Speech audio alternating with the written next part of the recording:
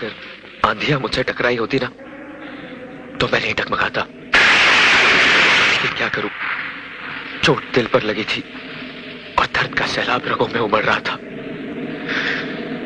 कोई सहारा तो चाहिए था ना मुझे।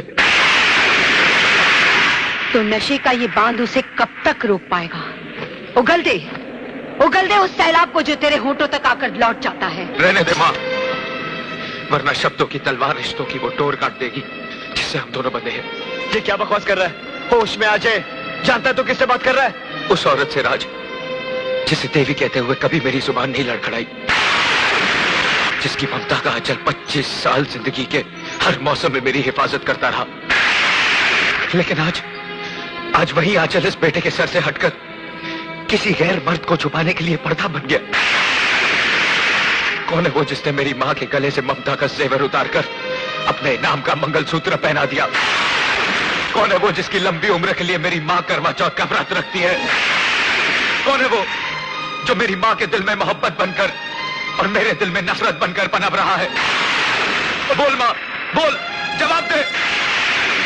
अगर तुझे एक औरत के चरित्र और मां की मर्यादा का खून ही करना था तो फिर ये सफेद साड़ी पहनकर विधवा होने का नाटक किस लिए?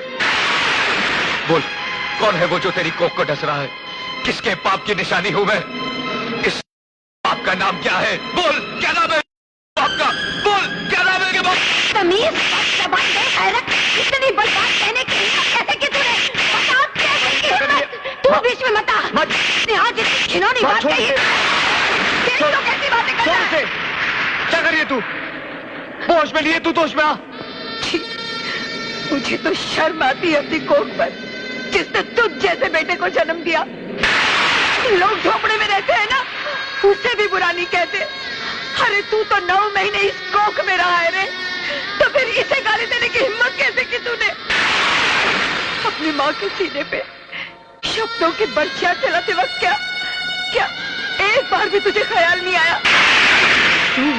तू क्या सिखाएगा मुझे औरत का चरित्र और माँ का कर्तव्य?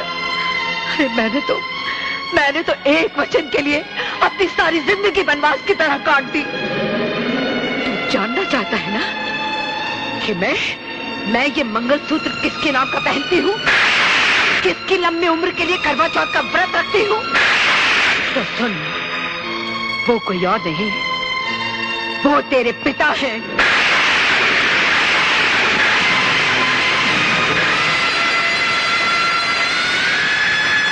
हाँ, आज तक मैंने तुझसे ये सच्चाई सिर्फ इसलिए छुपा के रखी क्योंकि तेरे पिताजी ने मुझे कसम दी थी कि जिंदगी के किसी भी मोड़ पे मैं तुझे नहीं बताऊंगी कि ना तू अनाथ है ना मैं विधवा।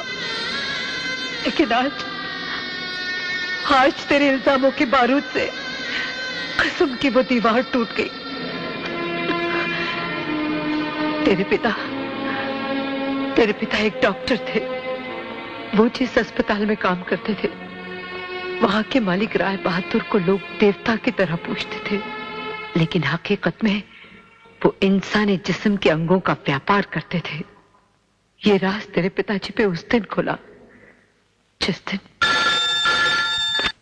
Yes, doctor Ravi here. क्या? मर गया? कैसे मर गया? उसके पेट में दर्द हो रहा था, उसे अपेंडिक्स की प्रॉब्लम थी, इसलिए डॉक्टर सिन्हा को उसे ऑपरेट करना पड़ा। लेकिन बच्चे ने ऑपरेशन टेबल पर ही दम तोड़ दिया। मेरे पेशेंट को ऑपरेट करने से पहले तुम लोगों ने मुझे इन्फॉर्म क्यों नहीं किया? सर, इमरजेंसी इतनी थी कि उस वक्त आपको बुलाना। बच्चे की बॉडी कहां है?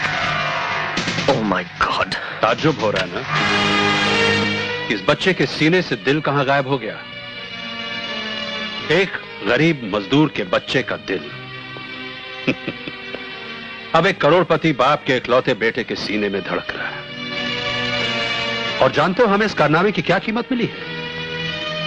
3 लाख रुपए। ये दौलत तुम्हारा भी मुकद्दर बन सकती है डॉक्टर, अगर तुम हमसे हाथ मिला लो।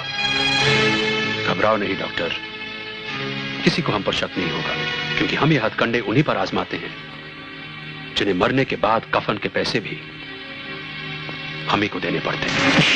You bastard!